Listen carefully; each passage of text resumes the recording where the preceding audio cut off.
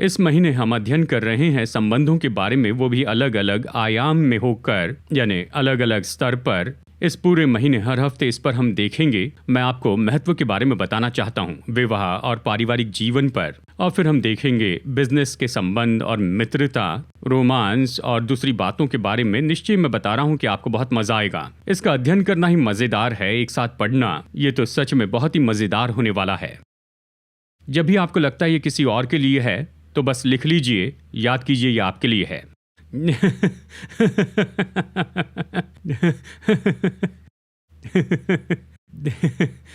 बहुत से लोग मेरे पास आकर कहते हैं, पास्टर क्या आप हमारी शादी लगा देंगे, क्या आप हमारी शादी लगा देंगे। और सच में बहुत से लोग शिफ्ट कर चुके हैं और सच में ये बड़े आनंद की बात है। बहुत से लोग हैं जिन्होंने अपना घर बेंगलुरु में शिफ्ट किया है। खैर मैं आपको हाथ उठाने के लिए नहीं कह रहा हूँ। और उन्होंने अपनी संपत्ति बेच दी उड़ीसा में या गुजरात में या मैसूर में और जहाँ भी, और उन्होंने बेंगलुरु में घर खरीदे हैं।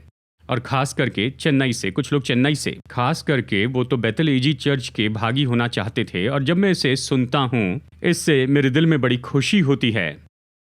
और जानते हैं एक दिन मैं किसी से बात कर रहा था और वो मेरा समय ले रहे थे। वो कह रहे थे कि आपको हमारी शादी लगानी होगी। और जब मैंने सुना कि वो किसमें से जा रहे हैं कि बेंगलुरु में आए और उनकी शादी लगवाई जाए, मैंने कहा इसकी क्या ज़रूरत है, मैं आपके लिए प्रार्थना करता हूँ, वो काफ़ी है। उन्होंने कहा नहीं। तो मैं इसके बारे में पूछताछ करने लगा और मैंने पाया इनमें से बहुत से लोग ये विश्वास करते हैं क्योंकि पास्टर जॉनसन का जीवन बहुत ही सफल रहा है, वैवाहिक जीवन या जो भी हो। अगर वो हमारी शादी लगाएंगे और हम उनके चर्च में जाएंगे तो हमारा जीवन आशीष पाएगा और हम सफल हो जाएंगे। वो महसूस करते हैं कि इस तरह अभिषेक उंडेला जाता है।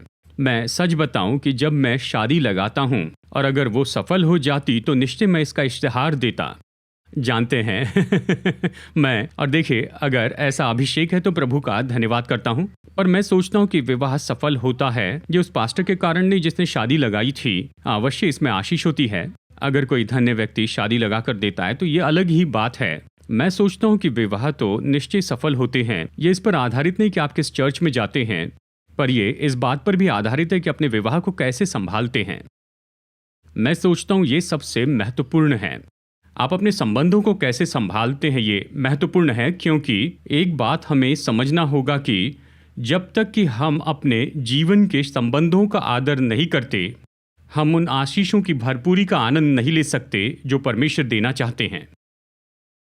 परमेश्वर ने आपके जीवन में जो संबंध रखे, अगर आप उसका अपमान करना चाहते और फिर भी आशीष पाने की अपेक्षा करते हैं तो ये नहीं हो सकता, ये ऐसे काम नहीं करता है।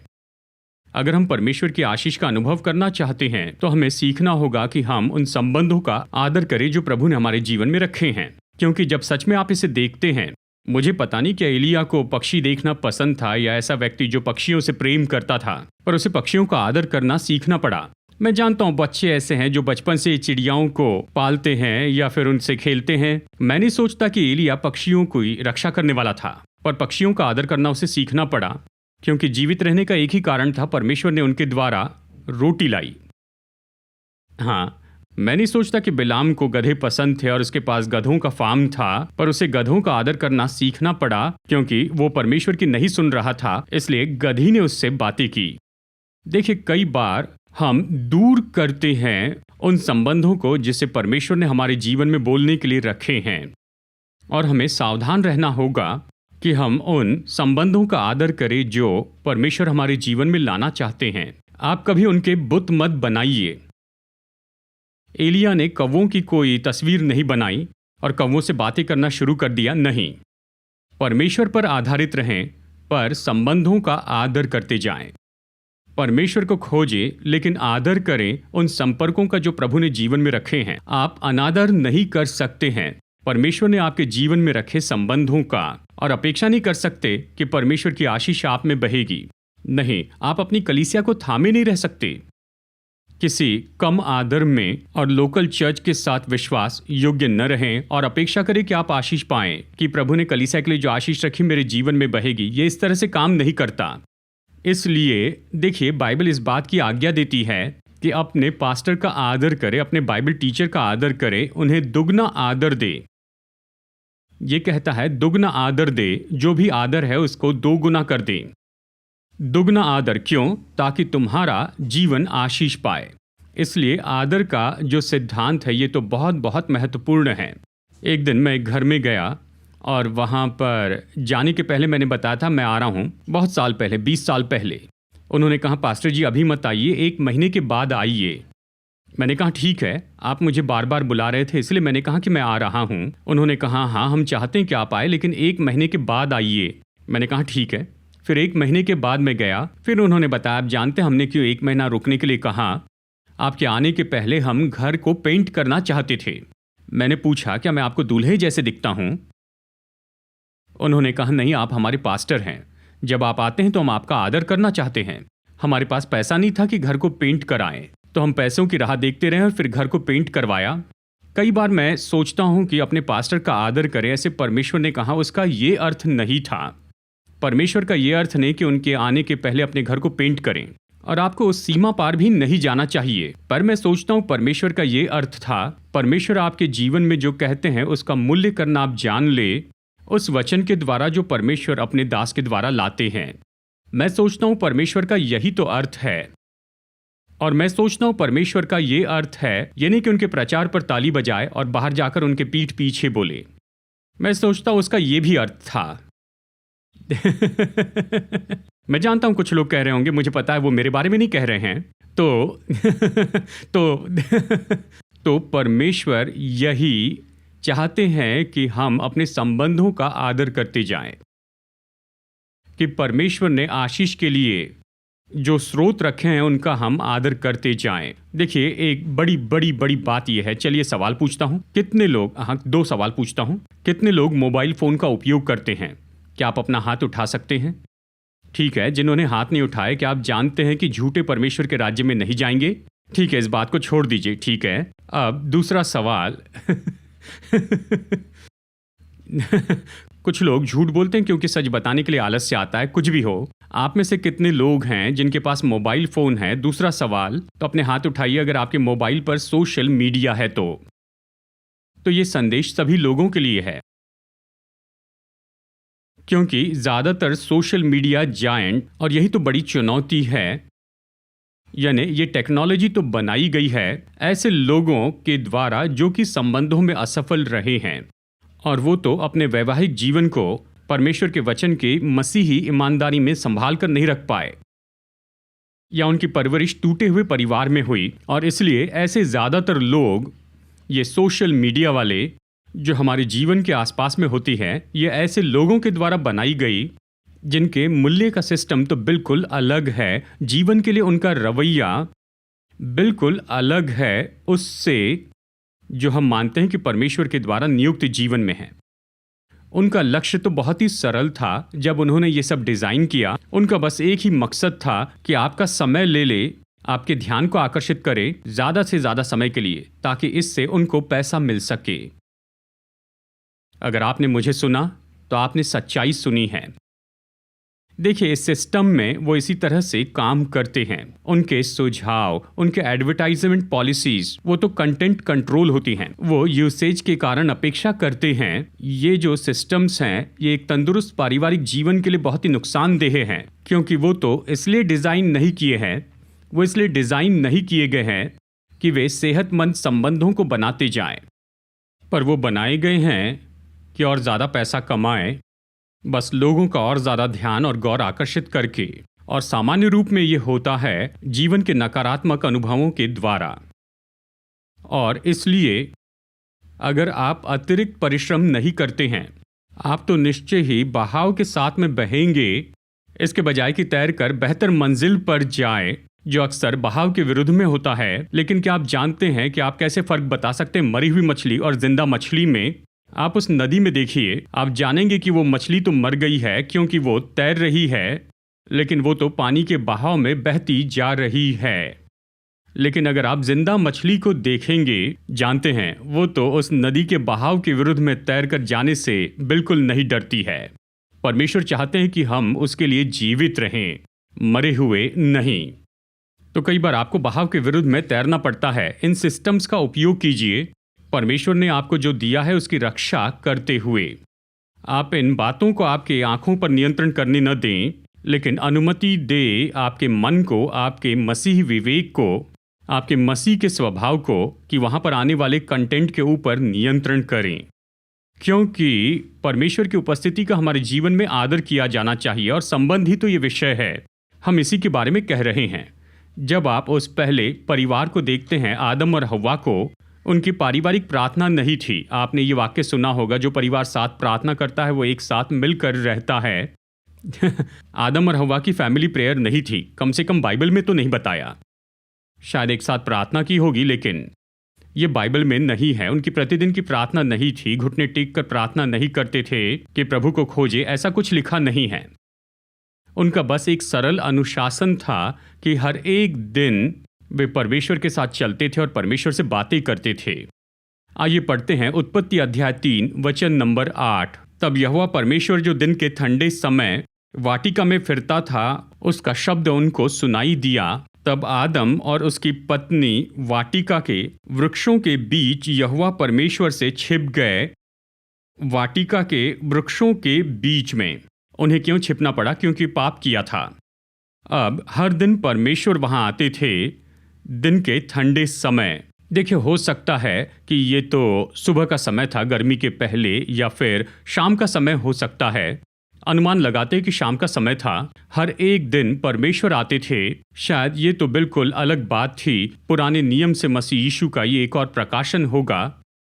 और वो वाटिका में चलते थे और आदम और हव्वा परमेश्वर के साथ में चलते थे, और वही परमेश्वर के साथ उनका पारिवारिक समय था। और उनका जीवन तो बिल्कुल ऐसा ही था। देखिए, सारी समस्या तो तब हुई जब वो प्रतिदिन परमेश्वर के साथ चलते थे, लेकिन गुप्त में वो ऐसे संबंध रखते थे जो परमेश्वर के संबंध के विरुद्ध में था।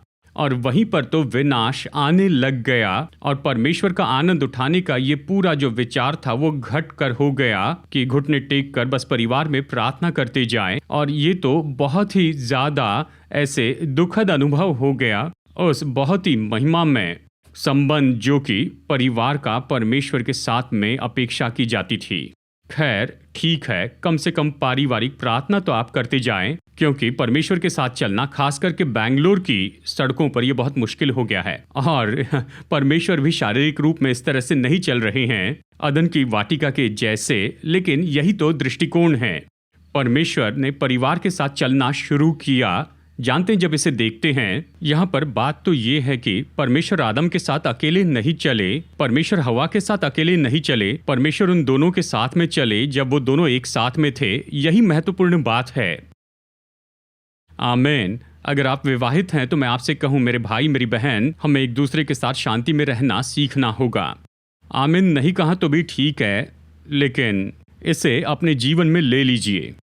हालेलुया। इसलिए पति और पत्नी के संबंध को समझना तो बहुत ही महत्वपूर्ण है। बहुत से लोग कहते हैं, पास्टर इस पर प्रचार कीजिए। आज मैं प्रचार कर रहा हूँ, आप गौर से सुनिए। 3 महीने के बाद आकर ये मत कहिए विवाह के बारे में प्रचार कीजिए। अभी सुनिए, इससे आप सीखते जाएं और अपने जीवन में इसका अभ्यास कीजिए। विवाह के बारे में सही दृष्टिकोण रखिए। कुछ लोग विवाह करते हैं ताकि उनके जीवन की सारी समस्याएं हल हो जाएं। ये बड़ा मजाक है। आप समस्याएं हल करने के लिए शादी नहीं करते हैं, आप तब शादी करते हैं जब आप समस्याओं से निपटने के लिए तैयार होते हैं।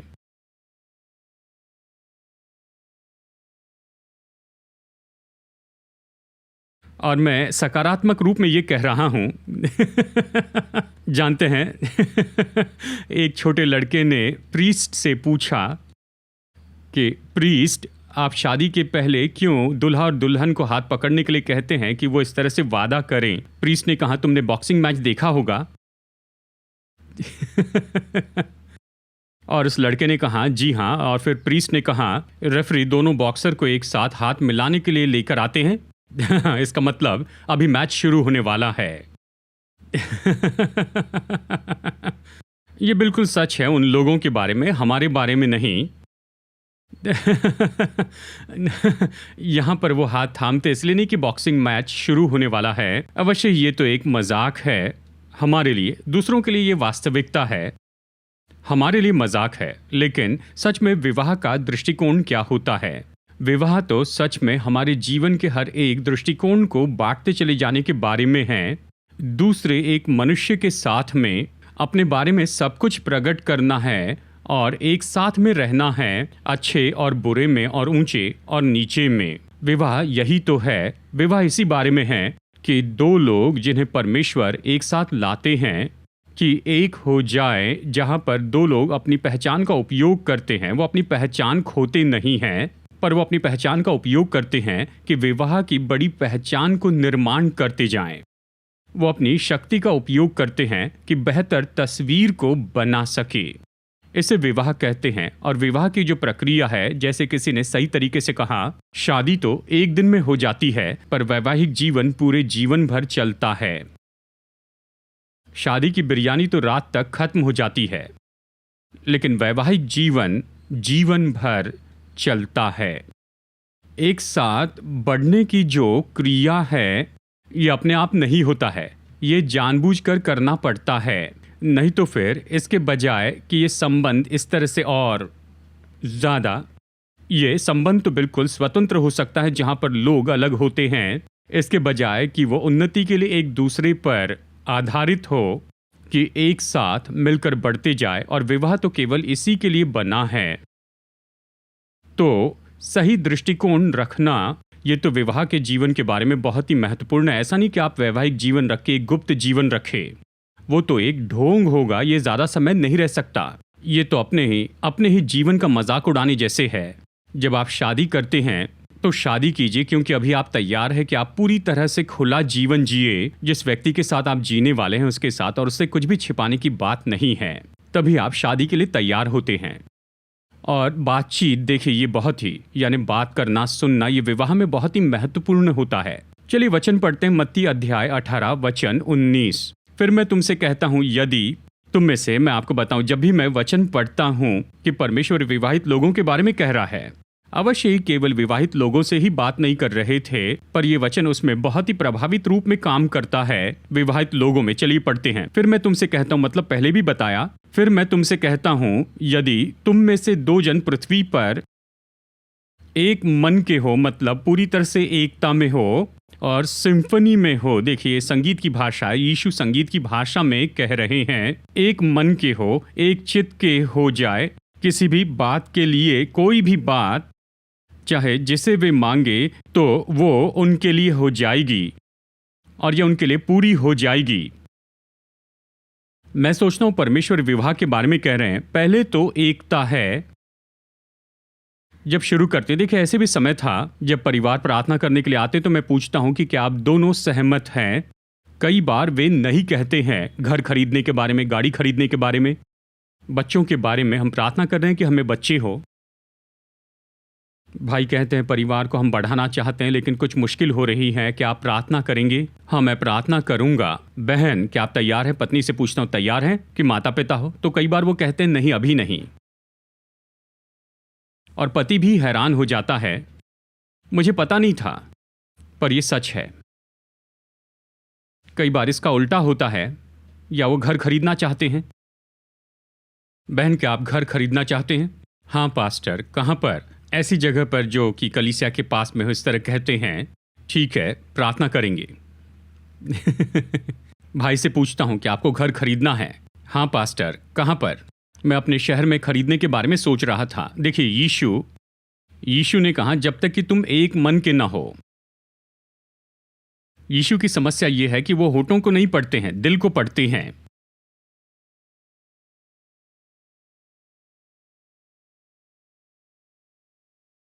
अब एकता लाने के लिए एक दूसरे को मारते मत रहें। देखिए, ये संगीत नहीं लाता है, ये केवल ध्यान भटकाता है।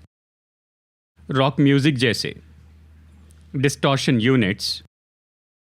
परमेश्वर चाहते हैं कि हम एकता में रहें। अगर प्रार्थना एकता के ऊपर बनी है, प्रभु कहते, मैं तुम्हें उत्तर दूंगा, मैं तुम्हें आशीष दूंगा, मैं तुम्हें उत्तर दूंगा। एक परिवार घर के लिए प्रार्थना कर रहे थे, पर उन्हें मिल नहीं रहा था। सामान्य लोगों से उनके पास ज्यादा पैसा था, पर वो घर खरीद नहीं पा रहे थे। कोई ना कोई समस्या आ रही थी। मेरे पास में आए, कहा पास्टर हमें घर चाहिए। और उस भाई ने मुझसे कहा, मुझे एक ऐसा घर मिला पास्टर किसी कारण से हो नहीं पा रहा है। बिल्डर फ़ोन करे तो मैं फ्री नहीं रहता, जब मैं फ्री रहता तो बिल्डर फ्री नहीं रहते। जब हम रजिस्ट्रार ऑफिस में गए उस दिन कुछ काम नहीं किया, कंप्यूटर में कुछ परेशानी आई या ये या वो हुआ। बंधन को आपको तोड़ना होगा। देखिए, हम तो पूरी तरह से अभिषेक पाए हैं। जब भी मैं ऐसी कहानी सुनता हूं तो जोश में आता हूं। मैं तो तैयार हूं कि ऐसी प्रार्थना करूं कि सारी मुश्किलें दूर हो जाए। यानी हम उस अभिषेक में रहते हैं। क्या आप मेरी बात समझ रहे हैं? कई बार उस अभिषेक को आप महसूस करते हैं और मैंने अपने हृदय में जांच को महसूस किया। मैंने उनसे पूछा, बहन, मैं आपके लिए प्रार्थना करूंगा पर पूछना चाहता हूं, क्या आपको वो घर चाहिए? तो वो रोने लग गई। मैं जानता था कुछ न कुछ बात है। मैंने कहा, समस्या क्या है? उसने कहा, पास्टर, वो तो टावर बी है। टावर ए में मेरे ससुराल वाले रहते हैं, मैं वहां पर जाना नहीं चाहती हूं। कोई आश्चर्य नहीं कि कंप्यूटर काम नहीं कर रहा था। तो जब मैं ये प्रचार करता हूं, ये केवल बाइबल की सच्चाई नहीं, लेकिन मैं अपने अनुभव से कह रहा हूं। जब तक कि आप में एकता ना हो,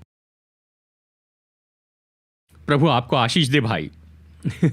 देखिए, एक दूसरे से बातचीत करना ये तो मिला जुला होता है सुनने और बोलने का। ये ऐसे सिद्धांत है जो संसार में कहीं भी उपयोग कर सकते हैं। देखिए, बातचीत क्या है कि आप उन्हें सुनते जाएं, उत्तर देने के लिए नहीं, पर उसे समझने के लिए। जरूरी हो तो प्रत्युत्तर दे, लेकिन समझने के लिए सुनिए और बोलते जाएं ताकि समझे जाए। बस इसलिए नहीं क्योंकि आप अपना कोटा पूरा करना चाहते हैं या कुछ करना, अपने मौके का सही न्याय करना। नहीं, बोलिए कि समझा जा सके। और सुनने की बात को बर्बाद करने वाले कौन हैं? रविवार के दिन ऐसे चलना फिरना या मोबाइल की घंटी बजना संबंधों के बीच में कौन सी बात है जो रुकावट लाती है? बातचीत के दौरान देखिए, जब कोई आपसे बातें कर रहा है तो बीच में मत बोलिए। हाँ, मैं जानता हूँ, मैंने भी ऐसे अनुभव पाया है। रुकिए, उन्हें बोलने दीजिए। आप बीच में मत बोलिए कि उन्हें शाश्वती दे या सही कहे या कुछ अपनी ही सलाह देते जाएं। और जब आप सुनते हैं तो पूरे ध्यान से सुनिए, बीच में अपना मोबाइल देखते मत रहिए। ये मत सोचिए कि ओ कहीं और पर क्या चल रहा है। नहीं, जब आप सुनते हैं तो पूरे ध्यान से सुनिए, उनके शब्दों को गौर से सुनिए, साथ ही उनके प्रगटीकरण और उनकी भावनाओं को भी सुनिए। कई बार वे कहते हैं कि मैं डर गया। आप जानते हैं, डर गया ये शब्द तो ठीक है, ये बहुत ज़्यादा डरना नहीं। कई बार वो डर गया यही शब्द उपयोग करते हैं, लेकिन जानते हैं कि ये तो बहुत बुरी परिस्थिति है। शब्दों के पीछे की भावनाओं को आप गौर से सुनिए और ध्यान भटकने मत दीजिए। बस आप दिलचस्पी से सुनिए। ऐसे मत सुनिए, हाँ जल्दी पूरा करो, इस मनोदशा से मत सुनिए, क्योंकि ये सुनने का तरीका नहीं है। और दोष निकालने के तरीके से मत सुनिए। आप पहचान ले, सही समय पर सही प्रतिक्रिया दिखाकर सही शब्द बोलते जाएं। जब बोलते हैं तो नम्रता से बोलिए। हम सब यीशु के जैसे होना चाहते हैं। वो नम्रता से बोलते थे और वो मुद्दे पर बोलते थे। जब भी वो बोलते थे तो पूरी तरह से बोलते थे। हमारी समस्या ये है कि हम आधा मन में बोलते हैं और आधा मुंह से बोलते हैं और अपेक्षा करते हैं कि वो पूरी तरह से समझ ले।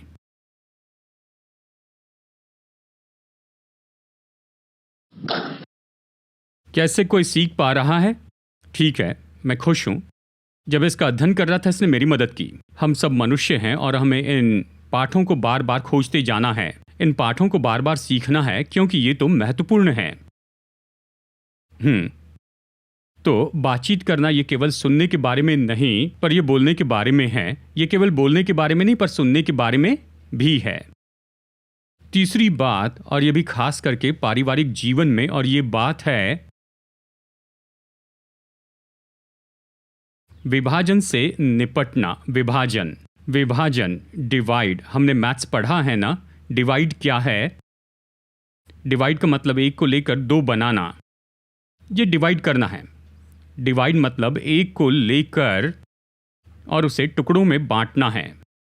वही है डिवाइड, डिवाइड। और डिवीजन भी वैसा ही है। विजन दर्शन को विभाजित कर दिया, इसे कहते हैं डिवीजन। विवाह एक दर्शन के बारे में है, और जब भी वो दर्शन विभाजित होता है, वो बढ़ जाता है। किसी भी विषय पर किसी भी फॉर्मूला में विभाजन न होने दें। एक साथ उसे देखना सीख ले। एक ही दृष्टिकोण से देखे, एक दूसरे के नज़रिए से देखे कहा जाए तो। और इसलिए सरल सिद्धांत है, नंबर 1, अपने अलग होने की सराहना कीजिए। हम अलग हैं, हर एक व्यक्ति अलग है। जब मेरी शादी हुई, मैं आपको बताऊं, पहले मैं सोचता था कि कलीसिया का पास्टर होना बहुत ही मुश्किल है, लेकिन शादी के बाद में चर्च छुट्टियों जैसे बन गया। वैवाहिक जीवन बड़ी मेहनत बन गया। और ये मेरे साथ में हुआ, जबकि मेरी पत्नी सच में बहुत ही अच्छी है। लेकिन सच्चाई तो ये है कि दूसरे व्यक्ति के साथ में रहना आसान नहीं है। हमें सीखना होगा कि हम एक दूसरे के फ़र्क की सराहना करें, और ये भी जल्दी सीखना है। मेरी पत्नी, वो जो भी करती बड़ी सचेतता से करती है। मैं उतनी परवाह नहीं करता हूँ, मैं ज़्यादा काम करने पर गौर करता हूँ, लेकिन उसके लिए पूरी डिटेल्स ज़रूरी है। इसलिए हम में बहुत से फ़र्क थे और हमें सीखना पड़ा कि हमारे इन फ़र्क की हम सराहना करते जाएं। एक दूसरे के व्यक्तित्व को दबाकर मत रखिए, चिल्लाने के द्वारा या उकसाने के द्वारा दबाकर मत रखिए। अनुमति दे कि हर एक का व्यक्तित्व बढ़ते चले जाए। मुद्दों पर गौर करते जाएं। आप उस मुद्दे पर बोलते जाएं। उस व्यक्ति को आप समस्या मत बनाइए। जो समस्या, उसे समस्या रहने दीजिए। बहुत से घर में मैं आपसे कहता हूं, शैतान तो बिल्कुल काम नहीं कर रहा है, क्योंकि वही तो शैतान का काम कर रहे हैं। तो शैतान, बहुत से घरों में शैतान वहां कुछ नहीं करता है।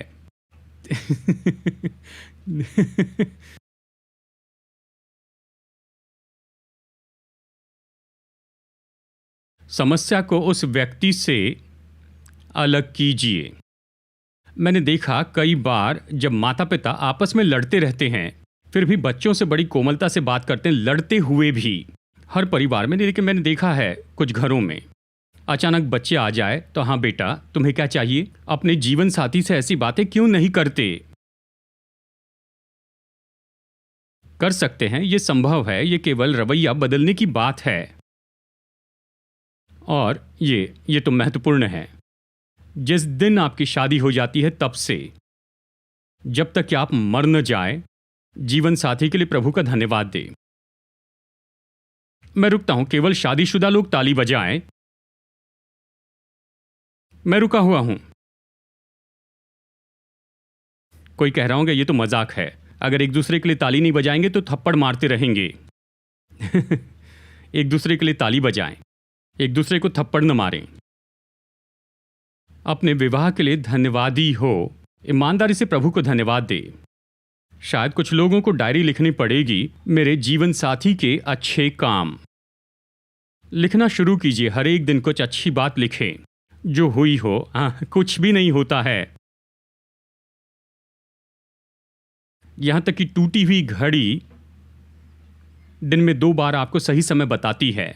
ऐसा कोई नहीं जो कोई भला काम नहीं करता, सभी में कुछ भलाई होती है। उसे लिखना शुरू करें, उसे बढ़ावा दे, उसके लिए प्रभु को धन्यवाद दे।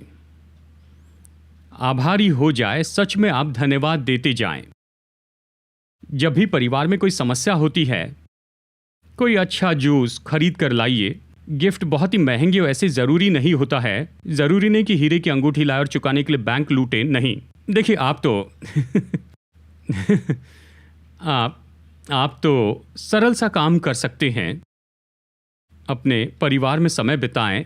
परिवार में कोई समस्या है, कोई कन्फ्यूजन है, नोट लिखिए, कार्ड खरीदिए और कहें, हाँ मैं जानता हूँ कुछ समस्याएं हैं, लेकिन तुम्हारे जीवन में ये भाग मुझे पसंद है, तुम मेरे लिए आशीष हो।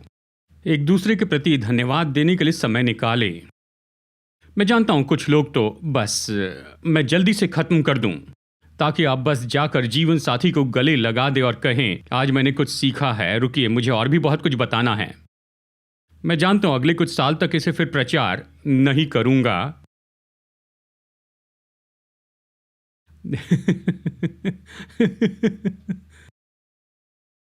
क्षमा करें। जब जीवन साथी को क्षमा करना है तो क्षमा करके भूल जाए।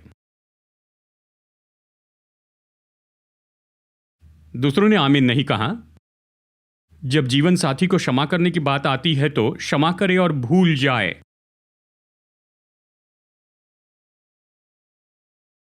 दूसरों को कैसे क्षमा करे पास्टर, मैं इसके बारे में बताऊंगा, लेकिन जीवन साथी क्षमा करे और भूल जाए। बाइबल 1 कुरिन्थियों 13 में ये कहती है, प्रेम कभी गलती का लेखा नहीं रखता है। वो सारे लेखे कि उसने क्या किया है, इसने क्या किया है, उन सारे लेखों को आज जला दीजिए।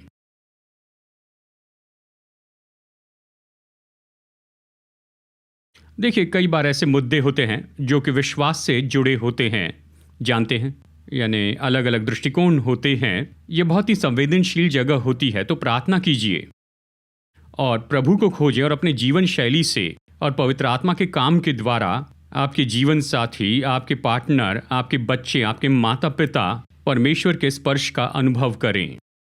उन्हें वो जगह दीजिए, वो समय दीजिए। जब आप वचन का भाग पढ़ते हैं जो कि खासकर विवाहित लोगों का है, कम से कम साल में एक बार इफिसियों अध्याय 5 वचन 22 से आगे पढ़े। ये बहुत ही अच्छे वचन हैं। ये 10 वचनों का भाग है, इफिसियों अध्याय 5 वचन 22 से आगे। कौन सा वर्जन पास्टर जिसे आप समझ सकते हैं, आप इसे पढ़िए। ठीक है, जब आप इसे पढ़ेंगे तो आप इसका सारांश पाएंगे कि एक दूसरे से प्रेम रखें और एक दूसरे का आदर करें। सभी जो पति हैं, एक सरल फॉर्मूला का उपयोग कीजिए। हर समय अपने पत्नी से प्रेमपूर्ण व्यवहार कीजिए। देखिए, आमीन कहना भी कितना मुश्किल है, यानी यहाँ तक कि ये क्रिया शुरू करने के बारे में भूल जाइए। ओ मेरे प्रभु, आज का प्रचार बहुत ही अच्छा है। हालेलुया। प्रेम से सबसे व्यवहार करें और पत्नियों, प्रेम नापने के लिए मीटर लेकर मत चलते जाइए। जानते हैं कि ये दिखा है कि तुम मुझसे प्रेम नहीं करते, ऐसा मत कीजिए, मत कीजिए। लेकिन पतियों, प्रेम से व्यवहार करें। मुझे पता नहीं, सीखिए। इसके लिए बुद्धि की जरूरत है।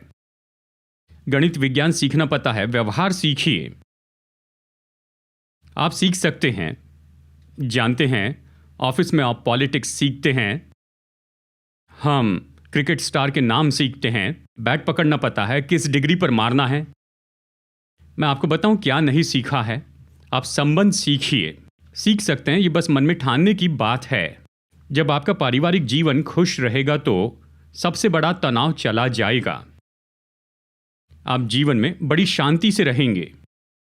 बहुत से लोग सोचते हैं अगर मेरा अभिषेक हो जाए तो जीवन सुंदर होगा। नहीं, ऐसा कुछ भी नहीं। अगर आप अभिषिक्त हैं, अगर आप उसके लिए सावधान नहीं हैं, तो अभिषिक्त लड़ाई होगी, अभिषेक तलाक होगा। मैंने होते हुए देखा है। अभिषेक विवाह में मदद नहीं करता है। अभिषेक विवाह में मदद नहीं करता है। प्रभु वचन के लिए आज्ञाकारिता विवाह में मदद करती है। हाँ, मुझे अभिषेक चाहिए कि मैं अपने पति से निपटूं, नहीं चाहिए। बहन, आपको जरूरी है कि पति के लिए आदर रखें, कि उनसे व्यवहार कर सके। पतियों, अपनी पत्नी से प्रेम रखो। पत्नियों, अपने पति का आदर करो।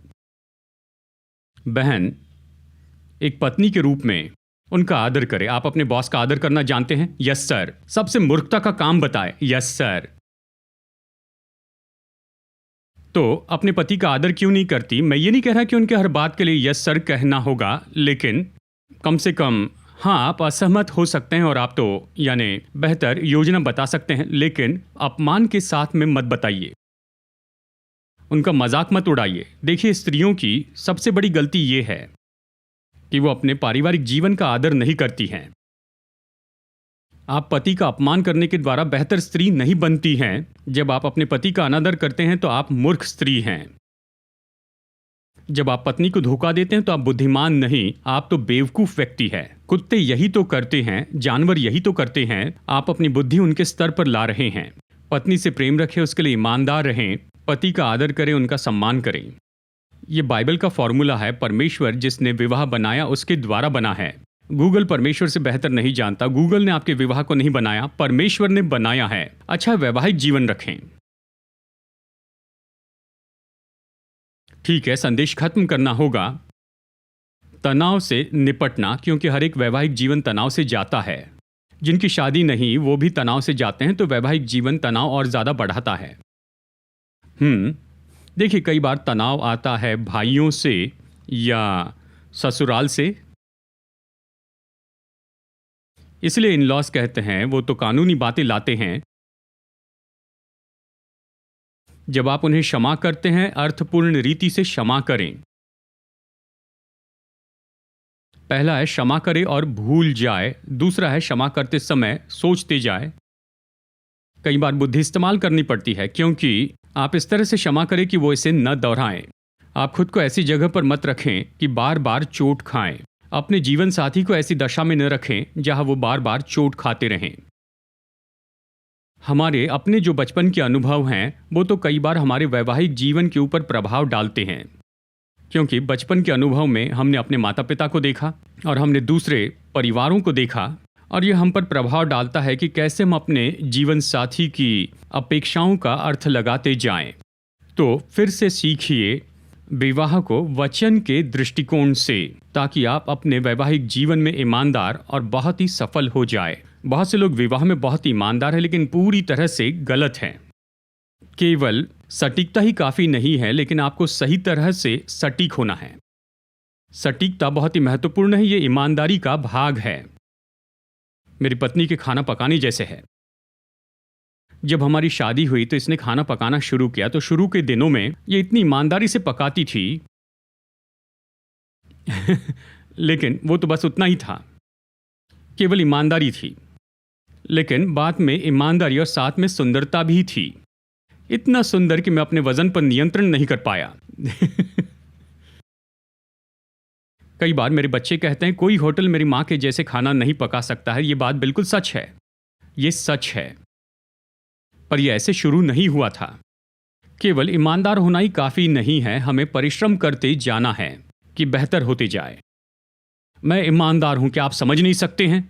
आपकी ईमानदारी पर किसने सवाल नहीं पूछा। चरित्र या उत्तमता पर सवाल उठा रहे हैं, योगदान पर। हाँ, इसे बेहतर बनाएं। आलसी होने के लिए ईमानदारी बहाना नहीं है। मैं ईमानदार हूं लेकिन आप आलसी हैं। वैवाहिक जीवन में आप ऐसे एक जैसे बने नहीं रह सकते हैं। हमें तो बेहतर होना है, चाहे कोई भी आमीन नहीं कहे तो भी। जब आप तनाव की बात करते हैं तो ये दो कारणों से, वैसे तो बहुत से कारणों से आता, पर दो बताता हूं। एक तो धन और दूसरा है समय। दो बातें बहुत ज्यादा तनाव लाती हैं हमारे विवाह में। एक तो धन है और दूसरा है समय। धन की कमी, समय की कमी, विश्वास कीजिए हर कोई इसमें से होकर जाता है। हमारे पास काफी पैसा है पास्टर, पर चांद पर जाना चाहते। किसके पास इतना पैसा है? हर कोई ऐसे दबाव में रह सकता है विवाह में, क्योंकि धन की कमी होती है और समय की कमी होती है। इससे निपटने का तरीका तो बहुत ही सरल है। अपनी जीवन शैली बदल दे कि तनाव घटते चले जाए।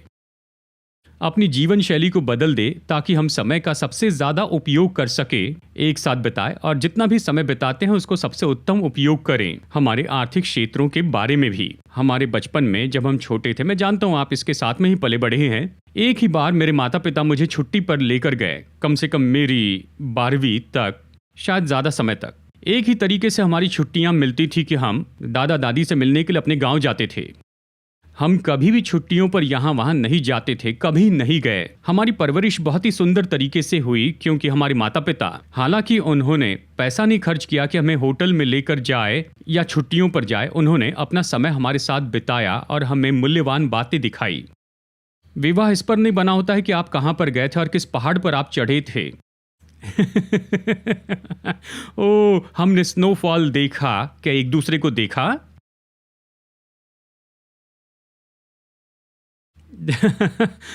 हाँ ठीक है, तो हाँ एक दूसरे को देखते रहे तो हम बहुत बोर हो जाते पास्टर। हम्म बिना बोर हुए एक दूसरे के साथ में रहना सीख ले, नहीं तो फिर जिसको भी देखेंगे बोर हो जाएंगे। सच में इन वाक्यों में मैंने बहुत सी बातें बताई हैं। चलिए एक वचन पढ़ते हैं, मत्ती अध्याय 19 वचन 14। ये कहता है, यीशु ने कहा, बालकों को मेरे पास आने दो।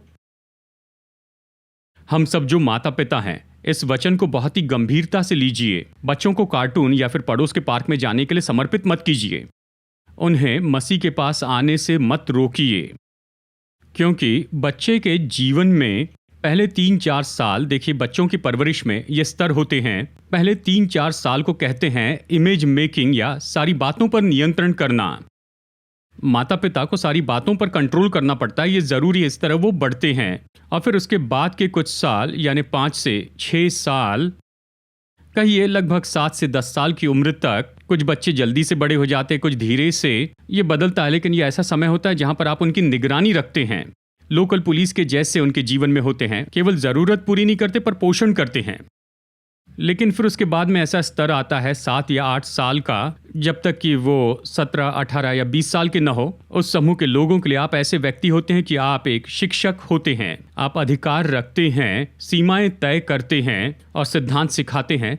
और फिर जीवन में एक ऐसा लंबा समय आता है जब आप लाइफ कोच होते हैं उनके जीवन में, जहां आप सीखते हैं कि उनकी बड़ी आज़ादी में उनकी अगुवाई करते जाए। लाइफ टाइम कोच या मित्र जैसे होते हैं, उनके जीवन को उभारते हैं।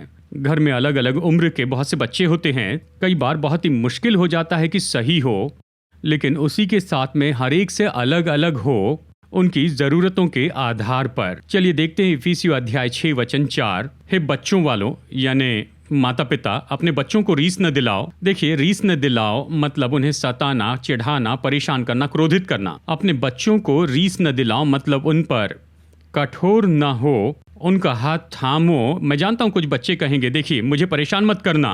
उनका हाथ थाम कर उनकी अगुवाई करना अगुवाई करना प्रभु के मार्गों में।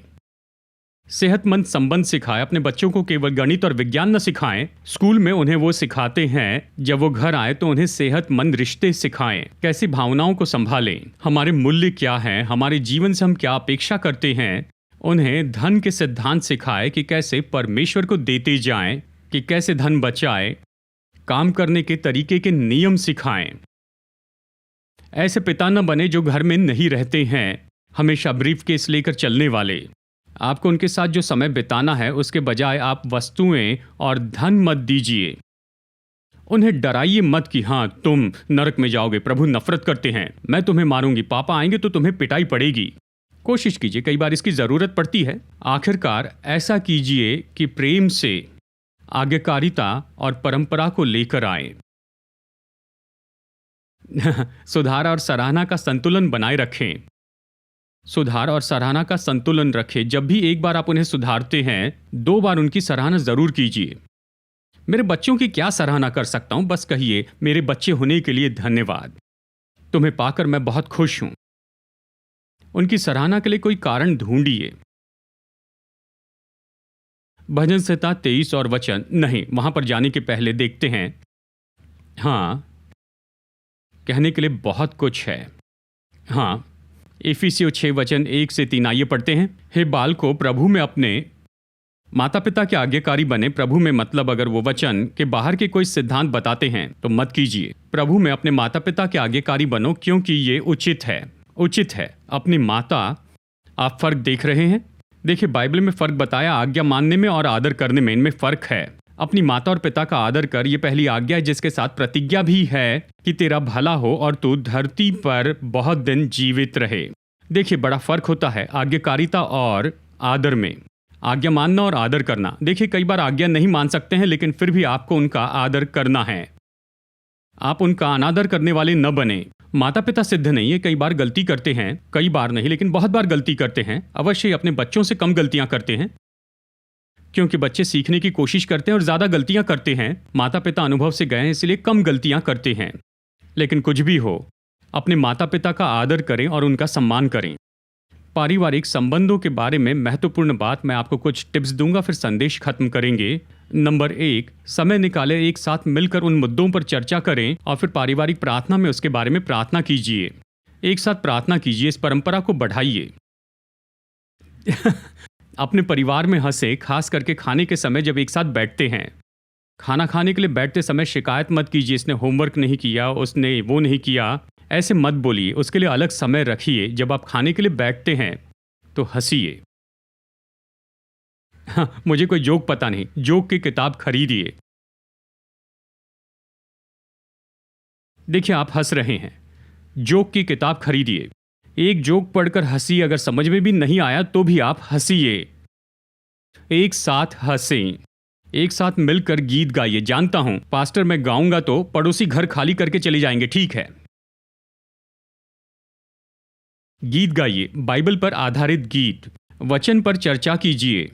जरूरी नहीं कि हर दिन, लेकिन हफ्ते में एक बार वचन पर चर्चा कीजिए, बाइबल के वचन भाग को समझिए, चर्च में एक साथ जाइए, कलीसिया में एक साथ काम में जुड़िए, एक परिवार के रूप में, और पीठ पीछे कुछ भी मत बोलिए। आखिरी भाग कई बार बहुत महत्वपूर्ण होता है। खैर, यहीं पर रुकते हैं, समय खत्म हुआ। क्या वचन का आनंद उठाया? भजन संहिता अध्याय 23 वचन 6 पढ़ते हैं। निश्चय ही, आइए फिर से कहते हैं, निश्चय ही, फिर से कहते हैं, एक बात के साथ हम शाश्वती से घर जा सकते हैं, एक निश्चयता के साथ, भलाई और करुणा जीवन भर। हालेलुया। जब हम सीखते हैं कि अपने चरवाहे के साथ में जुड़ जाएं और उसकी भेड़शाला की भेड़ होते हैं, जब हम सीखते हैं कि अपने चरवाहे से जुड़े और उसकी भेड़शाला की भेड़ हो, तो भलाई और करुणा वो आपको ढूंढेगी और आपके पीछे चलेगी।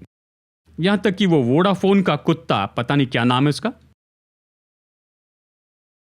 पग, शायद आपके पीछे न चले, लेकिन भलाई और करुणा वो आपके पीछे चलेगी जीवन भर।